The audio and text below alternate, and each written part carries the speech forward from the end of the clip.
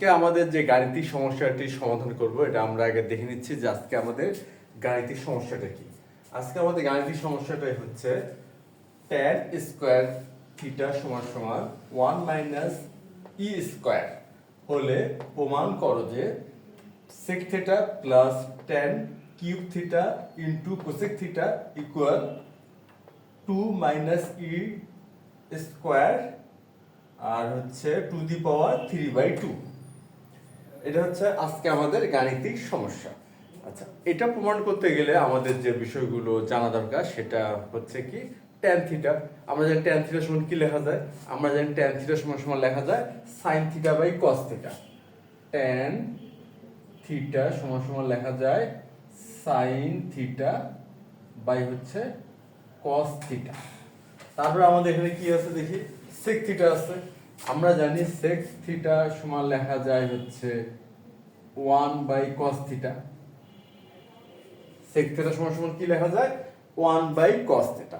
আর আরেকটি যে বিষয় বা প্রয়োজনীয় ধারণা সেটা হচ্ছে যদি এমন হয় যে sin কিউব থিটা আছে, sin কি আছে কিউব থিটা আছে, এটাকে চাইলে আমরা যদি এইভাবে লিখি sin 3/2 হোল স্কয়ার, তার sin to the power 3/2 whole square. আচ্ছা, এখানে কি হলো এই sin কিউব থিটাকে আমরা এভাবে প্রকাশ করতে পারি। আর সেটা কি হবে? আমরা জানি যে যেহেতু এর পাওয়ার sin এর পাওয়ার 3/2 আর এটা পুরোটার পাওয়ারই হচ্ছে আবার 2, সুতরাং এই যে পাওয়ার দুটি এই দুটি কিন্তু গুণ হবে। এই দুটি কি হয়? গুণ হয়। আচ্ছা, 3/2 গুণন 2 সমান সমান কি লেখা যায়? লেখা যায় হচ্ছে 3। 3/2 কে যদি 2 দ্বারা গুণ করি লেখা যাচ্ছে হচ্ছে 3। সুতরাং আমরা sin কিউব থিটাকে চাইলে আমরা লিখতে পারবো কি sin to the power 3/2 whole square. এটা চাইলে আমরা কিন্তু এভাবে লিখতে পারবো। আচ্ছা, তারপরে সাপোজ এমন আছে যে sin 1/2 আছে, অর্থাৎ sin টু দি পাওয়ার 1/2 আছে। এখন আমরা যদি এভাবে লিখি যে sin হচ্ছে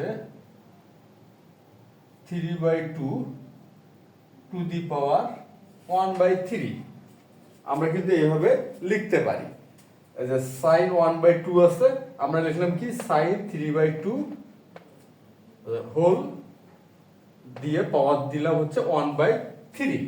আচ্ছা, এখন এখানে বিষয়টা কি দাঁড়াচ্ছে? ঠিক আগেরটার মতোই, ওই ধারণা একই, যে এই যে পাওয়ার দুটো আমরা গুণ করব 3/2 1/3। এখন গুণ করলে দেখি কি হয়, 3/2 গুণন 1/3, এই 3 ভাগ গেল, তাহলে 1/2, অর্থাৎ sin টু দি পাওয়ার 1/2 যা। আর আমরা যেটা বুঝাই আর কি ঠিক একই জিনিস এখানে বোঝানো হচ্ছে sin 3/2, এখানে আমরা পাওয়ার দিলাম 1/3। আমরা চাইলে এইভাবে লিখতে পারি বা প্রকাশ করতে পারি। এখন কথা হচ্ছে কেন এইভাবে আমরা প্রকাশ করব? এইভাবে আমরা প্রকাশ করি শুধু করি এই কারণে যে গাণিতিক সমস্যার সমাধানের প্রয়োজনে দেখা গেল যে আমাদের গাণিতিক যে ক্যালকুলেশনটার ধাপটা এমন একটা পর্যায়ে আসলো, সেটাতে আমরা যদি এইভাবে প্রকাশ করি, এইভাবে বা এইভাবে বা এই ধরনের ধারণা ব্যবহার করে, সেই ক্ষেত্রে আমাদের গাণিতিক প্রমাণটি করতে বা মান নির্ণয় করতে সুবিধা হচ্ছে, বা যে মানটি আমাদের দেওয়া আছে গাণিতিক সমাধানের জন্য সে মানটি ওখানে আমরা ব্যবহার করতে পারতেছি। এই জন্য আমরা এই ফরম্যাট থেকে এই ফরম্যাটে যেতে পারি, এবং এটা কিন্তু যৌক্তিক। আমরা এই যে ফরম্যাটগুলো চেঞ্জ করি, অবশ্যই একটা বিষয় আমরা খেয়াল রাখি, যে বিষয়টা কি, যে মানে কোনো পরিবর্তন কিন্তু এখানে আমরা করছি না, জাস্ট ক্যালকুলেশনের বা হিসাবের সুবিধার্থে আমরা ফরম্যাটটাকে চেঞ্জ করতেছি, পাল্টাচ্ছি। কিন্তু একটি বিষয়ে খেয়াল করেই যে মানের যেন কোনো পরিবর্তন না হয়। এবং এখানে আমরা যে খেয়াল করি বা আমরা যে গাণিতিক ক্যালকুলেশনটা করলাম, এখানে কিন্তু স্পষ্টই বোঝা যাচ্ছে এখানে কোথাও কোনো আমরা মানে পরিবর্তন করিনি, কিন্তু ফরম্যাটটা চেঞ্জ করতে পারছি মানে পরিবর্তন না করে। এই ধরনের একটি ধারণা আজকে আমরা ব্যবহার করব। আচ্ছা, তাহলে এখন আমরা আমাদের যে গাণিতিক যে সমস্যাটি সেটা সমাধান শুরু করতে পারি।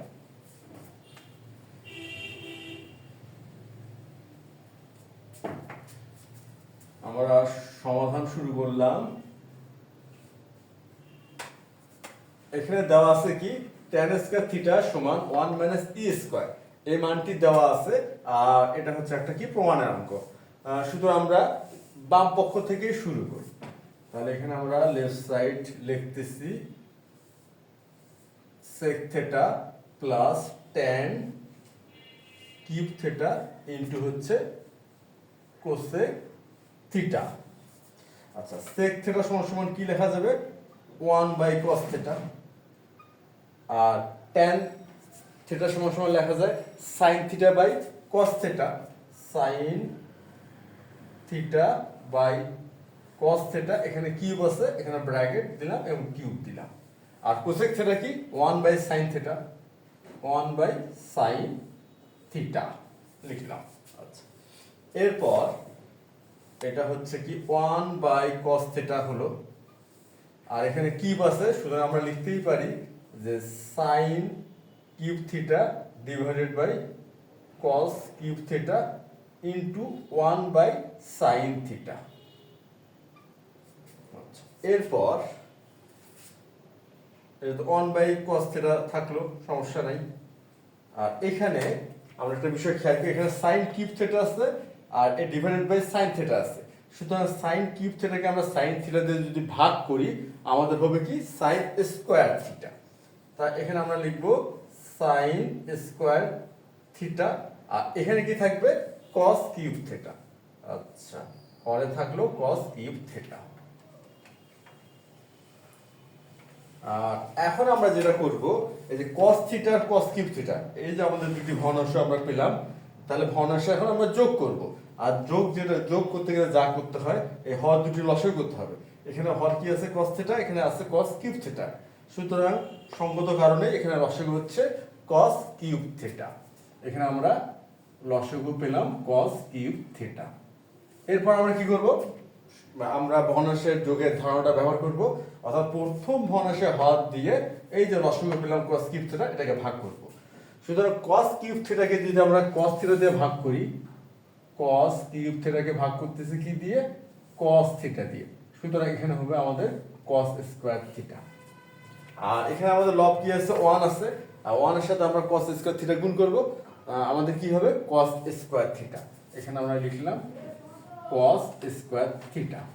এরপর আমরা একটা বিষয় খেয়াল করি, আমাদের লসাগু cos কিউব থিটা আর দ্বিতীয় ভগ্নাংশের হরও কিন্তু cos কিউব থিটা, সুতরাং ভাগ করলে হবে 1, আর 1 এর সাথে sin স্কয়ার গুণ করলে হবে sin স্কয়ার থিটা। এখানে আমরা লিখলি sin স্কয়ার থিটা। এখন cos square theta plus sin square theta সমান কি হয়, এটা একটা ত্রিকোণমিতিক সূত্র বা হবে, এটা হচ্ছে 1। আমরা এখানে 1 লিখব divided by cos cube theta. আচ্ছা, এখানে চাইলে আমরা যদি এইভাবে লিখি 1 বাই cos থিটা, এখানে আমরা কিউব দিলাম, আর 1 বাই cos থিটা সমান সমান হয় কি sec থিটা, সুতরাং হচ্ছে আমাদের sec কিউব থিটা। আচ্ছা, আমরা জানি যে sec square theta minus tan square theta সমান সমান 1 হয়, এটা কিন্তু আমরা জানি sec square theta minus tan square theta সমান সমান কি হয় 1 হয়। সুতরাং sec স্কয়ার থিটা সমান সমান হবে 1 প্লাস tan স্কয়ার থিটা, এটা হয়। কিন্তু এখানে একটা বিষয় খেয়াল করি, এখানে আছে sec কিউব থিটা, আর আমরা এখানে পেলাম হচ্ছে sec স্কয়ার থিটা সমান সমান 1 প্লাস tan স্কয়ার থিটা।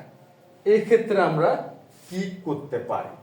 আচ্ছা, আমরা এই গাণিতিক সমস্যাটি সমাধান করার পূর্বে যে আলোচনা করলাম এবং আলোচনাতে আমরা একটা বিষয় বোঝার চেষ্টা করলাম যে এই যে মানটা এটা আমরা ব্যবহার করার জন্য এটাকে আমরা ফরম্যাটটা চেঞ্জ করতে পারি মানের পরিবর্তন না করে। সুতরাং আমাদের দরকার sec স্কয়ার থিটা, আমরা এখানে sec স্কয়ার থিটা লিখলাম sec স্কয়ার থিটা, কিন্তু আমরা চাইলে কিন্তু এটা লিখতে পারবো না, কারণ কি আমাদের এখানে আছে sec কিউব থিটা, এখানে লিখে দিলে আমরা sec স্কয়ার থিটা, মানের কিন্তু পরিবর্তন হয়ে যাচ্ছে। এই ক্ষেত্রে আমাদের বুদ্ধিটা কি sec স্কয়ার থিটা আমাদের দরকার, কারণ sec স্কয়ার থিটা হলেই আমরা লিখতে পারবো 1 প্লাস tan স্কয়ার থিটা। আর এখানে আমরা একটা খেয়াল করে দেখি, আমাদের মানটা কিন্তু দেওয়া আছে tan স্কয়ারের মান, tan স্কয়ার থিটা সমান সমান 1 মাইনাস e স্কয়ার, এই জন্য আমাদের এই tan স্কয়ারটা দরকার মানটা স্থাপন করার জন্য। আচ্ছা, কিন্তু এখানে আছে sec কিউব থিটা, এখানে আছে sec স্কয়ার থিটা। এখন আমরা কি করি দেখি তো কি করা যায়। এখানে আমরা আচ্ছা, এখন এখানে আমরা 3 লিখতেছি, অর্থাৎ কেন লিখলাম যে আমরা sec কিউব থিটাকে ফরম্যাট করব যেন sec স্কয়ার থিটাটা আসে, কিন্তু মানের জন্য পরিবর্তন না হয়। আচ্ছা, এখানে লিখলাম টু দি পাওয়ার যদি দেই 3/2, মনে হয় না আর কোনো সমস্যা থাকলো। এই যে sec square theta to the power 3/2, সুতরাং এই যে 2 আর 3/2 গুণ যদি করি 2 ইনটু 3/2 হচ্ছে 3, সুতরাং sec কিউব থিটা যে যে বিষয়টা বোঝাচ্ছে বা যে মানটা বোঝাচ্ছে বা যে অর্থটা বোঝাচ্ছে সে একই ধারণাটা কিন্তু এখান থেকে পেলাম আমরা, sec square theta to the power 3/2। অর্থাৎ আমরা ফরম্যাটটা নিয়ে আসলাম, sec স্কয়ারের ফরম্যাটটা নিয়ে আসলাম, কিন্তু মানেরও কিন্তু পরিবর্তন করলাম না। মানটা ঠিক রাখার জন্য এটার আবার পাওয়ার দিলাম 3/2, আমাদের মানটা কিন্তু ঠিক থাকলো। ঠিক এই কাজটা এখানে আমরা এখন করি, এই পাওয়ার দেই 3/2। আচ্ছা, এখন আমাদের কিন্তু sec স্কয়ার থিটা চলে আসছে, আর sec স্কয়ার থিটা লিখতে পারবো কি 1 প্লাস tan স্কয়ার থিটা।